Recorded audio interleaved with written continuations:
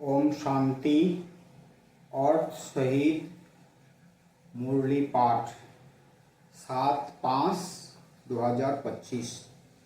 बाबा बोले, मीठे बच्चे, निश्चय ज्ञान योग से बेहता साक्षात्कार से नहीं। साक्षात्कार की ड्रामा में नूद है, बाकी उससे किसी का कल्याण नहीं होता। तो बाबा ने बोला, तो बाप पर निश्चय कैसे होगा? ज्ञान और योग से। बाप को सही रीति जानेंगे, पहचानेंगे, फिर उनसे योग लगा के प्राप्ति करेंगे, तो अभी निश्चय होता है, साक्षात्कार से नहीं। तो साक्षात्कार फिर भी किसी को हो जाते हैं, वो क्या है?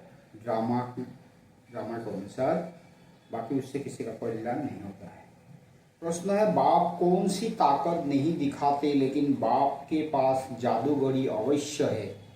उत्तर है, मनुष्य समझते हैं भगवान तो ताकतमंद है, वह मरे हुए को भी जिंदा कर सकते हैं, परंतु बाबा कहते यह ताकत मैं नहीं दिखाता। बाकी कोई नौधा भक्ति करते हैं तो उन्हें साक्षात्कार करा देता हूँ, यह भी ड्रामा में नूद है। साक्षात्कार कराने की जादूगरी बाप के पास है, इसलिए कोई बच्चों को घर बैठे भी ब्रह्मा व श्री कृष्ण का साक्षात्कार हो जाता है। तो बाबा बोलते हैं कि मरे हुए को जिंदा करने का काम मैं नहीं करता हूँ, मैंने नहीं दिखा, ये ताकत नहीं दिखाता। बाबा तो कर सकते हैं, भगवान है, सर्वशक्तिवान है, तो लेकिन बाबा बोलते मैं कभी ये ताकत दिखाता नहीं हूँ। तो हाँ, जो नवदा भक्ति करने वाले उसको तो दिखाना ही है, थोड़ा सा साक्षात्कार कराना है। तो साक्षात्कार कराने के जो जादूगरी है, ये सिर्फ बाबा में ही है, दूसरे में नहीं है। लेकिन बाबा बोलता है, ऐसे तो बाबा बोली कि अब साक्षात्कार से कोई फायदा नहीं होता है। गीत है, कौन आया मेरे मन के द्वारे? ओम शांति। यह बच्चों के अनुभव का गीत है। सत्संग तो बहुत है, खास भारत में तो ढेर सत्संग है, अनेक मतांतर है, वास्तव में वह कोई सत्संग नहीं। सत्संग एक होता है। तो बाबा ने बोले, भारत ऐसे तो दुनिया में बहुत बड़ा भाव, खास भारत में तो अनेक सत्संग है, मतांतर है। उसका मतलब ये सत्संग नहीं, क्योंकि सत्य एक ही होता है, सत्संग एक ही होता है। सत्य बाप एक है, सत्य बोलने वाला बाप एक ही है, तो वो जो बोलेगा, जो बाप नहीं चलेगा, वो सत्संग है। बाकी तुम वहाँ किसी विद्वान आचार्य पंडित का मुंह देखेंगे, बुद्धि उस तरफ जाएगी। यहाँ फिर अनोखी बात है, यह सत्संग एक ही बार इस संगम युग पर होता है। वो सत्संग तो आधा कल्प चलता है, द्वापर कली युग, लेकिन ये सत्संग तो सिर्फ संगम पर थोड़े दिन के लिए। यह तो बिल्कुल नई बात है, उस बेहद के बाप का शरीर तो कोई है ही नहीं। कहते हैं मैं तुम्हारा निराकार शिव बाबा हूँ, तुम और सत्संगों में जाते हो तो शरीरों को ही देखते हो। शास्त्र याद कर फिर सुनाते हैं, अनेक प्रकार के शास्त्र हैं, वह तो तुम जन्म जन्मांतर सुनते आए हो। अब है नई बात, बुद्धि से आत्मा जानती है। बाप कहते हैं, हे मेरे सिकिलधे बच्चे, हे मेरे शालिग्रामों, तुम बच्चे जानते हो 5000 वर्ष पहले इस शरीर द्वारा बाबा ने पढ़ाया था। तुम्हारी बुद्धि एकदम दूर चली जाती है। तो बाबा आया है, बाबा अक्षर कितना मीठा है, अभी बाबा आया है, तो बाबा आकर ये सब बातें सिखा रहे, समझा रहे हैं कि जो 5000 वर्ष पहले जैसे इसी शरीर, ब्रह्मा बाबा के शरीर से ही समझा था, अभी भी समझा रहे हैं। कोई भी सुनेंगे तो कहेंगे पता नहीं इन्हों के माता पिता कौन है, बरोबर वह साक्षात्कार कराते हैं तो उसमें भी वह मूझते हैं। कभी ब्रह्मा को कभी कृष्ण को देख लेते हैं तो विचार करते रहते कि ये क्या है। ब्रह्मा का भी बहुतों को घर बैठे साक्षात्कार होता है। अब ब्रह्मा की तो कभी कोई पूजा करते नहीं है, श्री कृष्ण आदि की तो करते हैं, ब्रह्मा को तो कोई जानते भी नहीं होंगे। प्रजापिता ब्रह्मा तो अब आया है, यह है प्रजापिता। बाप बेट समझाते हैं कि सारी दुनिया पतित है तो जरूर यह भी बहुत जन्मों के अंत में पतित ठहरे। अभी सारी दुनिया पतित है तो इसमें रहने वाला जो प्रजापिता ब्रह्मा वो भी तो पतित ही होंगे। कोई भी पावन नहीं है, इसलिए कुंभ के मेले पर, हरिद्वार गंगा सागर के मेले पर जाते हैं, समझते हैं स्नान करने से पावन बन जाएंगे। लेकिन यह नदियाँ कोई पतित पावनी थोड़ी ही हो सकती। नदियाँ तो निकलती हैं सागर से। वास्तव में तुम हो ज्ञान गंगाए, महत्व तुम्हारा है। तो जैसे वो जो पानी को पतित पावनी, पानी में नहाकर पावन बनने का जो नियम है, विश्वास है, अंधविश्वास है, तो बाबा बोलते हैं उससे कुछ फायदा नहीं होता है। नदियाँ तो सागर से आती है। तो बाबा बोलते हैं फिर वो भी कौन नदियाँ है, तुम हो नदियाँ।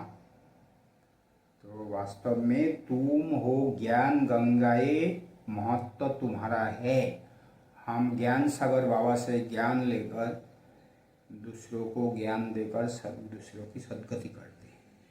तो ये है, हम है ज्ञान गंगाए माना।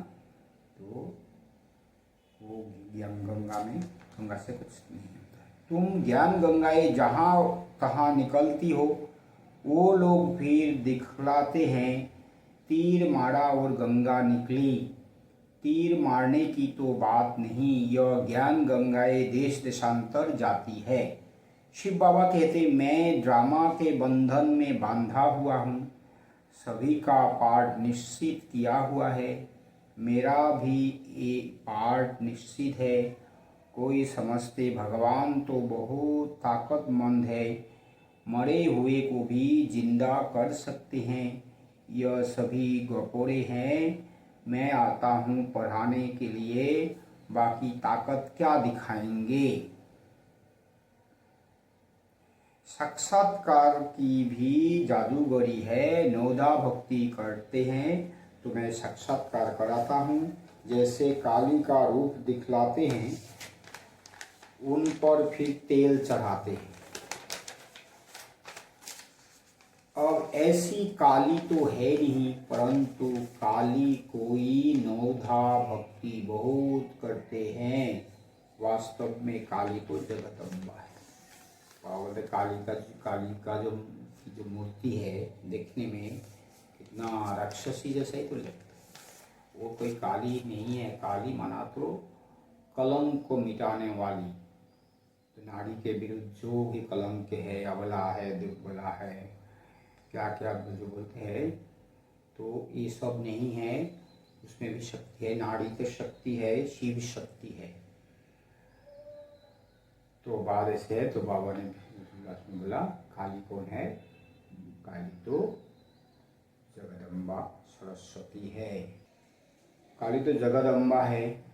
काली का ऐसा रूप तो नहीं, परंतु नौधा भक्ति करने से बाबा भावना का भाड़ा दे देते हैं। काम सीता पर बैठने से काले बने, अब ज्ञान सीता पर बैठ गोरे बनते हैं।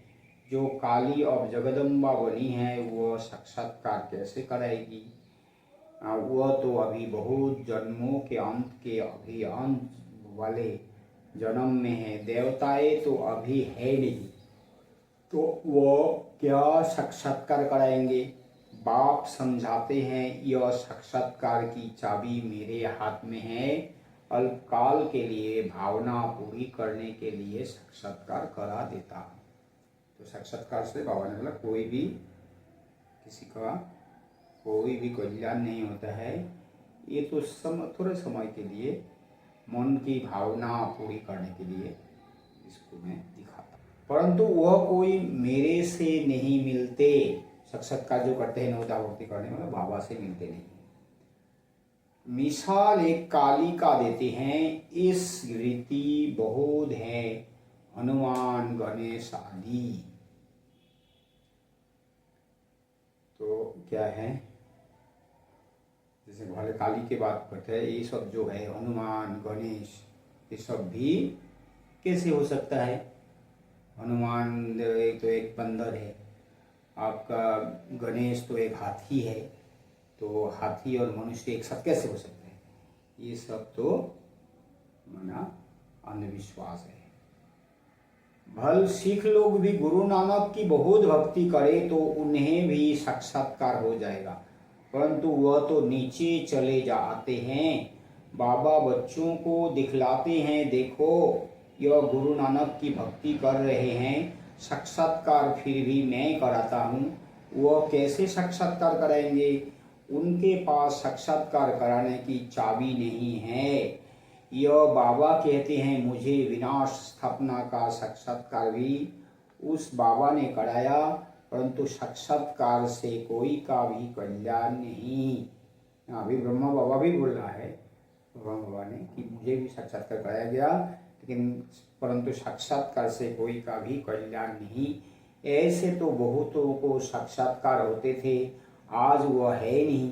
बहुत बच्चे कहते हैं हमको जब साक्षात्कार हो तो निश्चय बैठे, परंतु निश्चय साक्षात्कार के नहीं हो सकता। निश्चय बैठता है ज्ञान और योग से। 5000 वर्ष पहले भी मैंने कहा था कि यह साक्षात्कार मैं कराता हूँ। मीरा ने भी साक्षात्कार किया, ऐसे नहीं कि आत्मा वहाँ चली गई, नहीं, बैठे बैठे साक्षात्कार कर लेते हैं, लेकिन मेरे को नहीं प्राप्त कर सकते। बाप कहते हैं कोई भी बात का संशय हो तो जो भी ब्राह्मण या टीचर्स हैं उनसे पूछो। यह तो जानते हो बच्चियां भी नंबरवार हैं, नदियां भी नंबरवार होती है। कोई तो तालाब भी है बहुत गंदा, बासी पानी होता है, वहाँ भी श्रद्धा भाव से मनुष्य जाते हैं, वह है भक्ति की अंधश्रद्धा।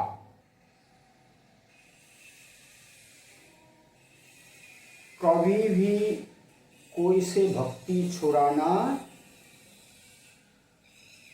छुड़ानी नहीं है।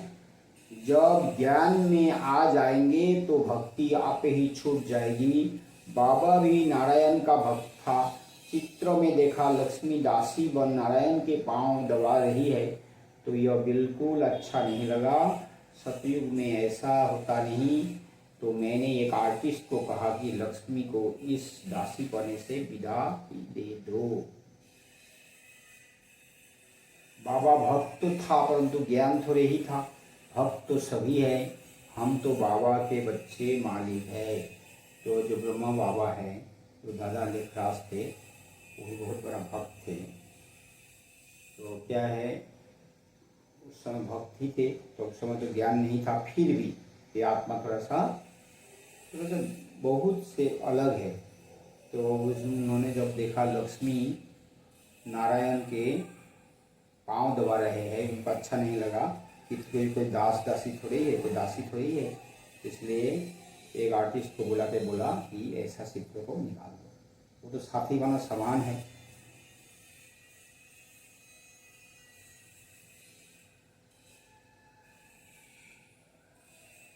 तो भक्त तो सभी हैं, हम तो बाबा के बच्चे मालिक हैं।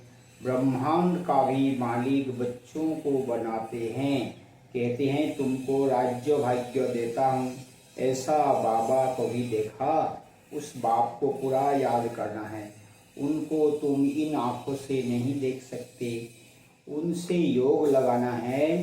याद और ज्ञान भी बिल्कुल सहज है, बीज और झाड़ को जानना है। देखो बाबा ने क्या बोला, याद और ज्ञान भी बहुत बिल्कुल सहज है। पहले तो ज्ञान को समझना है। ज्ञान सहज है ना। ज्ञान क्या है, बीज और झाड़ को जानना है। बीज माना बाबा है, तो झाड़ माना तो विस्तार है। तो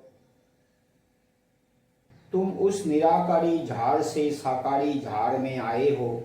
बाबा ने साक्षात्कार का राज भी समझाया, झाड़ का राज भी समझाया, कर्म अकर्म विकर्म की गति भी बाबा ने समझाई है।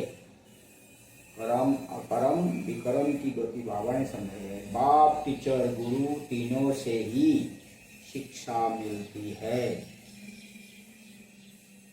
तो अभी बाबा कहते हैं, मैं तुमको ऐसी शिक्षा देता हूँ, ऐसे कर्म सिखलाता हूँ जो तुम 21 जन्म सदा सुखी बन जाते हो। टीचर शिक्षा देते हैं ना, गुरु लोग भी पवित्रता की शिक्षा देते हैं अथवा कथाएं सुनाते हैं।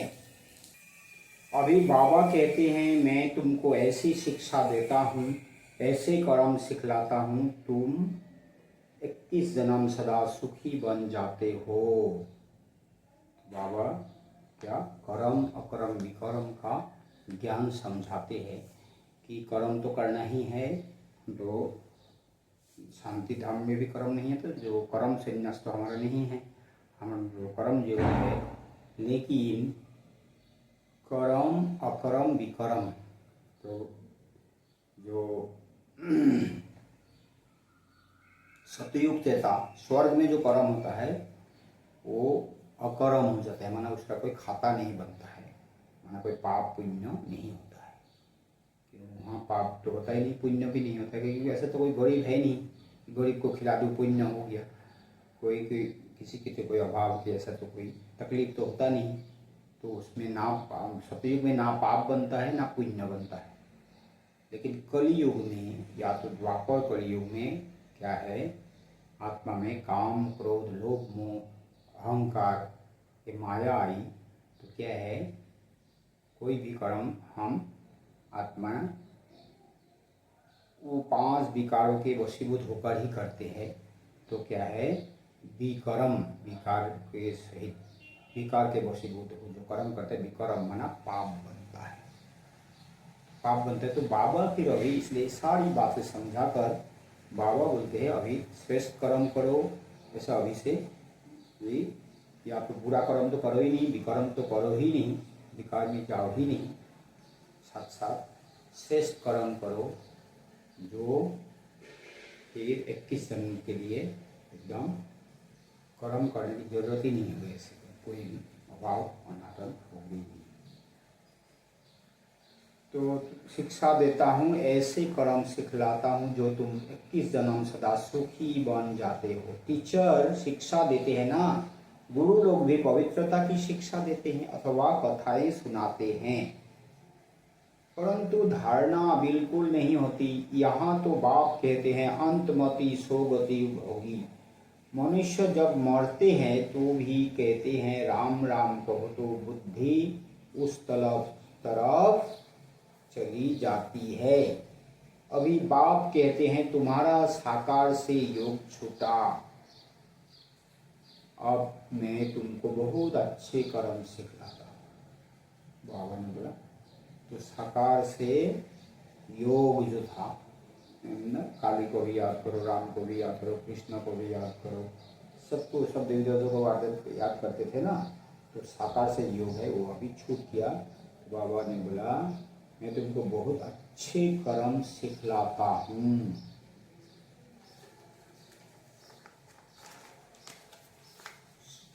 श्री कृष्ण का चित्र देखो, पुरानी दुनिया को लात मारते हो, नई दुनिया में आते हैं। तुम भी पुरानी दुनिया को लात मार नई दुनिया में जाते हो। तो तुम्हारी नर्क की तरफ है लात, स्वर्ग तरफ है मुंह। तो शमशान में भी अंदर जब घुसते हैं तो मुर्दे का मुंह उस तरफ कर लेते हैं, लात पिछाड़ी तरफ कर लेते हैं। तो यह चित्र भी ऐसा बनाया है। मम्मा बाबा और तुम बच्चे, तुमको तो मम्मा बाबा को फॉलो करना पड़े, तो जो उनकी गद्दी पर बैठे। राजा के बच्चे प्रिंस प्रिंसेस कहलाते हैं ना। तुम जानते हो हम भविष्य में प्रिंस प्रिंसेस बनते हैं। तो हमारा कौन है? मम्मा बाबा और हम बच्चे हैं। तो क्या है, अभी दूसरा तो दुनिया में तो है ही नहीं, सिर्फ मम्मा बाबा है। तो मम्मा बाबा को फॉलो करने से हम उनके गद्दी नसीब बनेंगे, हम भी प्रिंस प्रिंसेस कभी बनेंगे। तो ऐसा कोई बाप टीचर गुरु होगा जो तुमको ऐसे कर्म सिखलाए, तुम सदा काल के लिए सुखी बनते हो। यह शिव बाबा का वर है, वह आशीर्वाद करते हैं। शिव बाबा क्या वर देते हैं? वरदान। ये श्रेष्ठ कर्म सिखला के तुम सदा काल के लिए सुखी बनते हो, यह शिव बाबा का वर है, वो आशीर्वाद करते हैं। यह नहीं, हमारे ऊपर उनकी कृपा है। सिर्फ कहने से कुछ नहीं होगा, तुमको सीखना होता है। सिर्फ आशीर्वाद से तुम नहीं बन जाएंगे, उसकी मौत पर चलना है, ज्ञान और योग की धारणा करनी है। क्या है? आशीर्वाद से सिद्ध नहीं होते हैं, तो उसकी मौत पर चलना है, ज्ञान और योग की धारणा करनी। तो ज्ञान और योग भी उनकी मौत पर ही करना है। बाबा क्या बोलते हैं मुरली में? ज्ञान क्या है? बाबा बोलते हैं बाप और वर्षा, बीज और झाड़, रस्ता और रसना के आदि मध्य अन्न, इसको ज्ञान कहते हैं। लेकिन क्या होता है, भाई बहन फिर उसके साथ पहले आत्मा को बोलते, आत्मा परमात्मा का ज्ञान है। ऐसी बात नहीं है, सिर्फ आत्मा परमात्मा होकर क्या खाएगा, क्या कैसे चलेगा, ऐसे नहीं होता है। सृष्टि चाहिए, सृष्टि में ही तो हम जिएंगे ना, रहेंगे ना। तो फिर योग भी वही है, जो ज्ञान है वही योग है। बाप को याद करो और वर्ष को याद करो,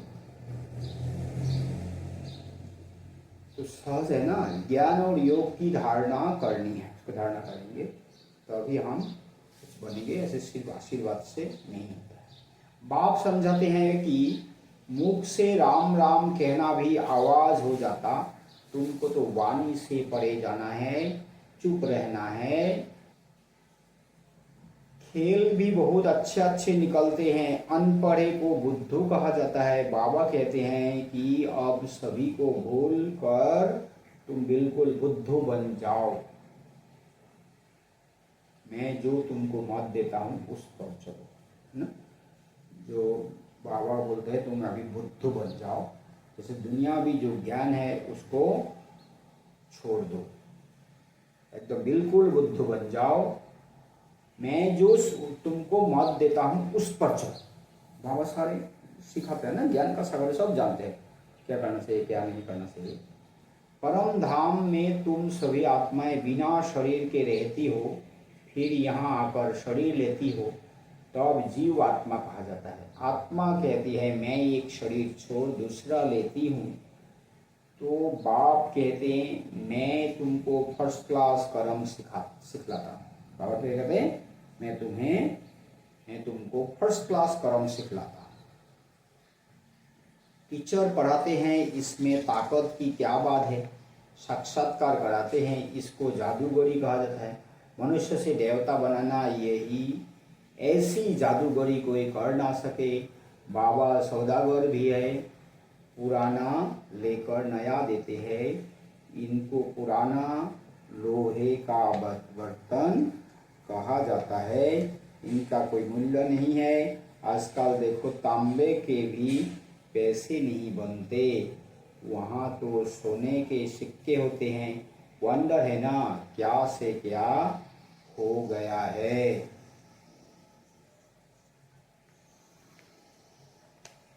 बाप कहते हैं मैं तुमको नंबर 1 कर्म सिखलाता हूँ।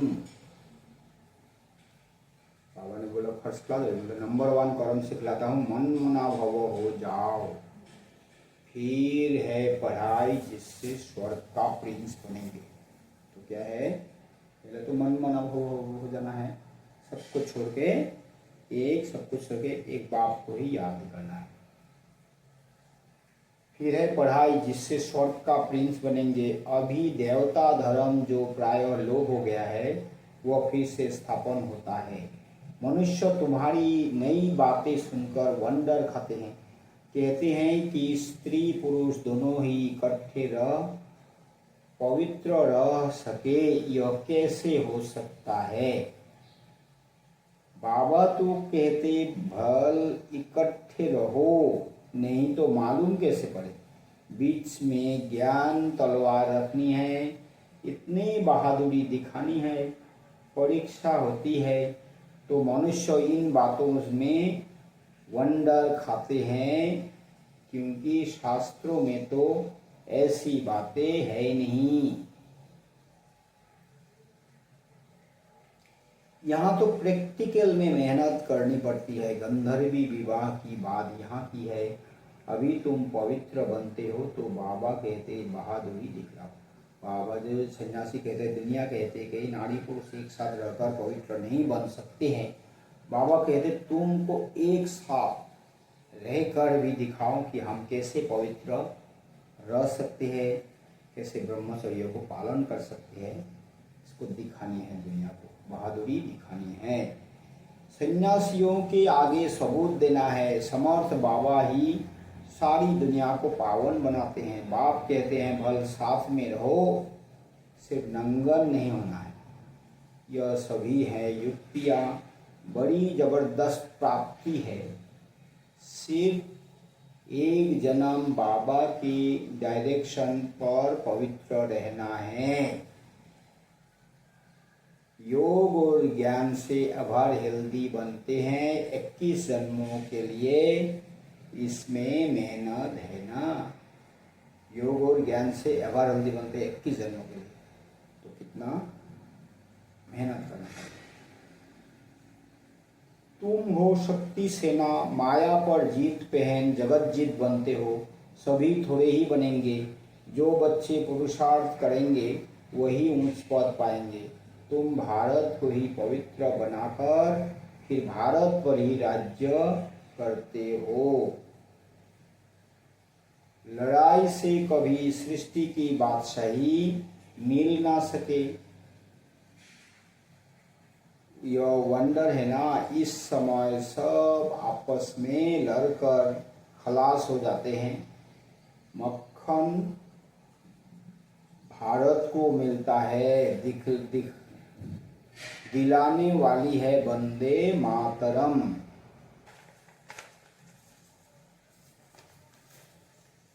मेजॉरिटी माताओं की है। इस संस्था का नाम है प्रजापिता ब्रह्मा कुमारी ईश्वरीय विश्वविद्यालय। तो प्रजापिता ब्रह्मा कुमार कुमारी ईश्वरीय विश्वविद्यालय नहीं है, क्योंकि हाँ ये भी है कि ऐसा नहीं कि यहाँ से माताएं आते हैं ऐसी भी बात नहीं है, भाई भी आते हैं, तो फिर भी माताओं की संख्या ज़्यादा है, मेजॉरिटी माताओं की है। और बाबा कहते हैं जन्म जन्मांतर तुम गुरु करते आए, शास्त्र पढ़ते आए हो, अब हम तुमको समझाते हैं जज योरसेल्फ, राइट क्या है। बाबा बोलते तुम तो पढ़ते आए हो, वो सब ज्ञान तो है, अब हम तुमको समझाते हैं जज योरसेल्फ, राइट क्या है। तो बाबा जो समझाते हैं उसके साथ उसको कंपेयर करना है, तब तो जांच करेंगे। सतयुग है राइटियस दुनिया, माया अनराइटियस बनाती है, और भारतवासी इरिलीजियस बन पड़े हैं। रिलीजन नहीं इसलिए माइट नहीं रही है। रिलीजन नहीं इसलिए माइट नहीं रही है। इरिलीजियस, अनराइटियस, अनलॉफुल, इंसॉल्वेंट भर पड़े हैं। बेहद का बाप है इसलिए बेहद की बातें समझाते हैं। कहते हैं कि फिर तुमको रिलीजियस मोस्ट पावरफुल बनाता हूँ, स्वर्ग बनाता स्वर्ग बनाना तो पावरफुल का काम है, तो परंतु है गुप्त इनकॉग्निटो वॉरियर्स हैं। बाबा का बच्चों पर बहुत प्यार होता है, मत देते हैं, बाप की मौत, टीचर की मौत, गुरु की मौत, सोनार की मौत, सब। अच्छा, मीठे मीठे सिकिलधे बच्चों प्रति माता पिता बाप दादा का याद प्यार और गुड मॉर्निंग। रूहानी बाप की रूहानी बच्चों को नमस्ते। हम रूहानी बच्चों की रूहानी माता पिता बाप दादा को भी याद प्यार गुड मॉर्निंग और नमस्ते नमस्ते नमस्ते। धारणा के लिए मुख्य सार है, इस एक अंतिम जन्म में बाप के डायरेक्शन पर चल, घर गृहस्थ में रहते पवित्र रहना है, इसमें बहादुरी दिखानी है, श्रीमत पर सदा श्रेष्ठ कर्म करने हैं, वाणी से परे जाना है, जो कुछ पढ़ा व सुना हुआ है उसे भूल बाप को याद करना है। वरदान है, परिस्थितियों को गुड लक समझ अपने निश्चय के फाउंडेशन को मजबूत बनाने वाले अचल अडोल भव। कोई भी परिस्थिति आए तो आप हाई जंप दे दो, क्योंकि परिस्थिति आना भी गुड लक है। यह निश्चय के फाउंडेशन को मजबूत करने का साधन है। आप जब एक बारी अंगद के समान मजबूत हो जाएंगे तो यह पेपर भी नमस्कार करेंगे। पहले विकराल रूप में आएंगे और फिर दासी बन जाएंगे। चैलेंज करो, हम महावीर है। पानी जैसे पानी के ऊपर लकीर ठहर नहीं सकती, ऐसे मुझ मास्टर सागर के ऊपर कोई परिस्थिति वार कर नहीं सकती। स्वस्थिति में रहने से अचल अडोल बन जाएंगे। स्लोगन है, पुराने वर्ष को विदाई देने के साथ साथ कड़ुएपन को भी विदाई दे दो।